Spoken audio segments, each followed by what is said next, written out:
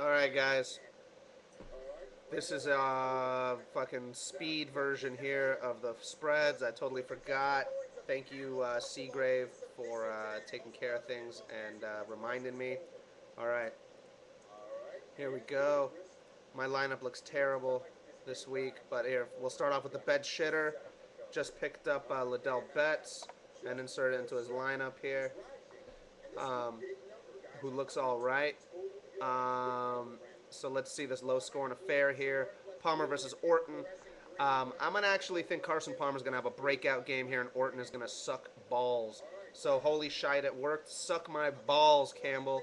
I offered you fucking Matt Ryan. You didn't want him? Terrible. Terrible. He's going to get shut down completely by Tennessee, and you're going to get like 3 points from your QB position.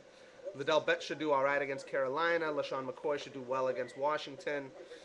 I do not like Brandon Lloyd. I do not like Michael Crabtree. And Michael Clayton's okay. Dallas Clark should do real good work for you. Whereas Buckhalter's a lousy play. Frank Gore's a great play. Bolden's an awful play. Driver's all right. James Jones or Jacoby Jones is a good play. Zach Miller's a good play. Okay, so far, neither of your squads are very impressive right here. Pretty crappy right there. At defense, I got to give Briggs the edge.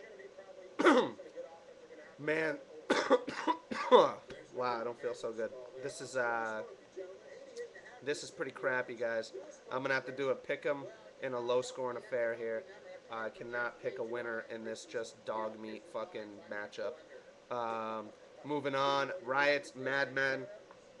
That looks like a more interesting matchup right there. I think we might see an upset here because Chad Henney's a great fucking matchup for him. I think Henney has a breakout game. The Sanchez, it's just going to be running all day. Not going to do much for you. Michael Turner's going to be a beast against my boys, unfortunately. Arian Foster's going to do his thing. Brandon Marshall's going to do his thing. Deshaun Jackson's going to have a good game. Malcolm Floyd's going to have a good game. Chris Cooley's going to have a good game. So LA Riots look stacked, but Steven Jackson, Rashard Mendenhall, and Darren McFadden look really good. I'm looking at Greg Jennings having a good game. Marcus Colston having a good game. This is going to be a really high-scoring affair right here. I think it's going to come down to the wire. I don't really see anybody having a major edge on the other, but I'm going to have to give Riots by just a couple of points here, even though I would pick Jersey against the spread.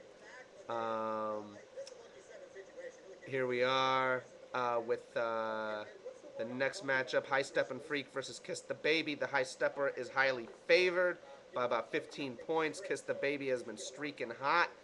Come on, High Stepper, represent the division, all right? I see Manning and Brady as a wash. Peyton Hillis is a beast. Mike Tolbert, not the greatest play, but solid. Might steal a couple goal line carries. Ray Rice, terrible play at Baltimore. I'm sorry, playing against the Steelers. Terrible matchup for you. I would bench his ass. Ocho Cinco coming in, playing against playing with Lewis Murphy and Vernon Davis. Mediocre matchups for those guys, although Ocho does do very well at Cleveland. I'm looking at T.O. and Kevin Walter as being very good plays this week. And Jarvis Green Ellis, desperation start, could get some good numbers against Miami. And C.J. Spiller against the Jets, not looking so good. Aaron Hernandez might be the X factor here. Miami gets torched by tight ends. I'm going to have to give the High Stepper a little bit of an edge here over Kiss the Baby, but it's going to come down to Tom Terrific and if he's going to throw 3 touchdowns to Aaron Hernandez or not. Clay Matthews, by the way, will tear up Detroit and get some really good defensive points right there. So the High Stepper, he's favored in this thing. I'm going to have to give him the favorite also, just by a few points, though. Not such a big thing. I think this is going to be a really close game. Moving on, prime time and the Snakes. Wow. All right. This is a pretty good matchup here. Prime time, I know, is 1-2, and Solid Snakes is 0-3, but these are both pretty darn solid teams. Jay Cutler versus Phil Rivers. Let's call that a wash. Um, LT versus D'Angelo. D'Angelo's obviously got the edge. I think they're going to run all over the place, although I'm hoping my boy Jonathan Stewart does some work too. MJD, breakout game against Indianapolis. Chris Johnson, big game against Denver.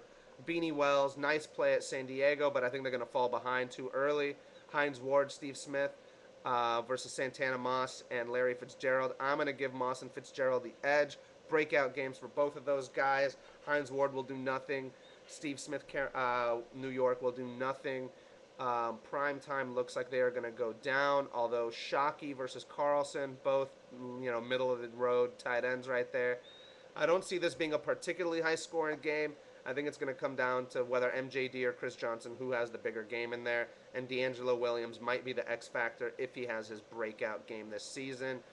If all goes well with those, Primetime should be able to win this one and send a solid Snakes and keep them in the basement of my division there. So you go, Primetime. You go, boy. This week's Crash versus the Enlightenment. Wow, Tony, you're like a 30-point favorite according to this thing. Enlightenment's got Schaub, Adai, Matthews is back in effect. Brandon Jackson is doing his thing against Detroit. Should do really well against that squad. Randy Moss looking good. Mike Sims-Walker should have a good game against Indy. I see West Coast putting up a lot of points, and the Steelers D always does their thing. Aaron Rodgers should tear up Detroit. Matt Forte, I don't think is that good of a play at the Giants. Justin Forsett, I don't think is a very good play even at St. Louis. Jordy Nelson, desperation, third wide receiver. Golden Tate, desperation, eighth wide receiver in your lineup. I don't know what you're doing there. Austin Collie will not continue what he's been doing. And Tony goes down by 25 points this week. Unbelievable that he's a heavy favorite. 25 points, mark my words. Suck My Birds versus me, the kosher sauce. Let's see what we got. I am looking at a tough matchup here. I don't think Vic has a 33.86 point week. Fucking crazy by this website. Let's just say he and Breeze wash out. Benson will have a good game. Ahmad Bradshaw won't, so edge to Meg. Stewart might have a good game, might not. I have no idea. He's a total fucking flip of the coin. Whereas Ronnie Brown should do really well against New England. Clinton Portis is not going to do anything at Philly. And my receiving core with Roddy White, Calvin Johnson, and Jeremy Maclin should have good games. Reggie Wayne is going to tear up Jacksonville. This is going to be a high-scoring affair. I don't see Braylon Edwards having a huge game at Buffalo, but you never know. Greg Olson versus Antonio Gates. I'll take Gates any day of the week. I actually see it pretty much even there, and it might just come down to D'Angelo Hall versus John Beeson, who's still waiting for his breakout game, and the Eagles versus Washington. I think the Eagles D is going to dominate Washington. Donovan McNabb is going to be running for his life. They know him too well. He's going to throw a pick or two.